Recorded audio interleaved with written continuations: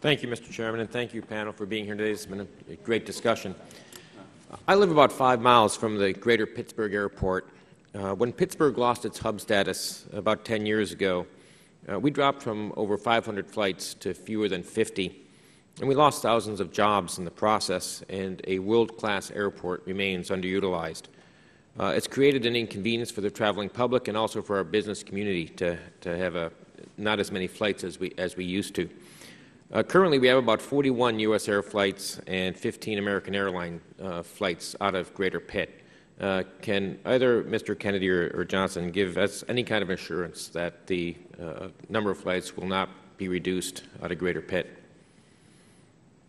Congressman, those are flights that we operate to our respective hubs. They work really well for both of us. I would anticipate that the merger isn't going to change air service to Pittsburgh either materially in any way. I will say that the people of Pittsburgh will have some advantages associated with those flights being combined on one carrier. They'll be able to fly online to more places. They'll be able to accumulate their frequent flyer miles on one airline instead of two. The travel will be more convenient, but I don't anticipate that it will change the air service to Pittsburgh at all. Has there been discussion about post-merger changing hubs at all, moving hubs, consolidating hubs? I think just the opposite. We anticipate that we're very happy with the hubs that we have. As Mr. Kennedy said, they're geographically diverse, they're functionally diverse. They all work for the separate airlines, so we anticipate they'll be very successful after the merger. We don't anticipate adding any hubs. Well, I'd like to talk a little bit about some of the hubs you have, particularly those in the New York area, JFK, LaGuardia, and then down to Philadelphia. And there seems to be, you always hear about constant overcrowding, delays. Leisure and Travel magazine, for example, asked travelers to rank the worst airports in the country. And the top three are LaGuardia, Philadelphia, and JFK. And here we have an underutilized airport out in western Pennsylvania that I think could serve as a hub. And I would just ask the parties to consider that as you do your planning.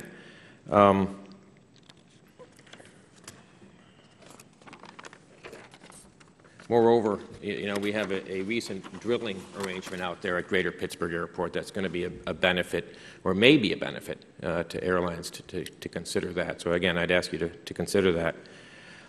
Both of you testified a little bit about some of the small and middle-sized communities, and I have some of those in my district.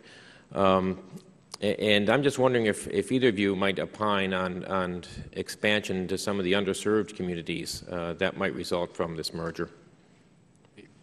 If I could, Congressman, again, we haven't done any of that planning yet, and we won't be able to do any of that planning until we close the merger. But one of the great opportunities of this merger is the complementary nature of the networks.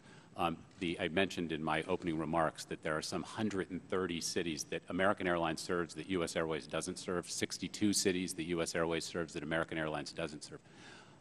When we make decisions about serving any market, particularly small and medium-sized markets, there's an economic calculus that we undertake, and that economic calculus involves determining what the revenue potential is and then subtracting, if you will, the projected costs. And when we at U.S. Airways look at new service, one of the big costs are developing infrastructure, recruiting and training employees, and creating a marketing presence in a community. In Pennsylvania, where there are a number of communities that U.S. Airways serves and American Airlines doesn't serve, that infrastructure exists. We have really quality employees there already, and there's a great marketing presence, as you know. Those are great opportunities for expanding service from the American Airlines hub. Yeah, we'd be looking, for opportunities to expand to even additional communities such as Johnstown, Pennsylvania.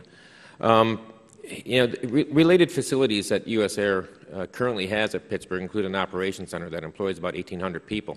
Now, Old American or American has an operations center in Dallas. What's the consideration for the operations centers for the respective airlines, and what can we expect to happen to the operations center at Greater Pitt? Well, that's something we would have to discuss. We obviously will operate separate airlines until we close the merger, but then we'll continue to operate separate airlines for, I would think, 15 to 18 months. That will continue to require two operations centers. During that period of time, we'll talk and plan and see what works in terms of ultimately combining those operation centers or finding an alternative way to manage that. I guess you're considering that then a consolidation of the two at some point in the future? I think in general, airlines operate from a central operating system, or sorry, central operating center, and I would expect that at some point in time, once we've completely merged the airlines and their operations, that we would as well. We also have a maintenance center at Greater Pitt. Any consideration on that with U.S. Air?